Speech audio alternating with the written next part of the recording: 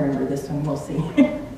This is, before I married Dana, I worked for the state.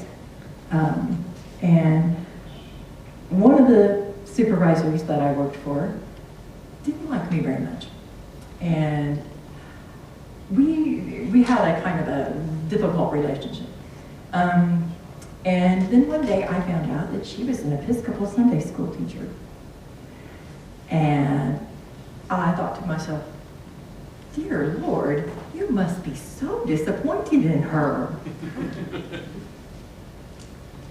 And it was this day he tapped me on the shoulder and he said, excuse me, but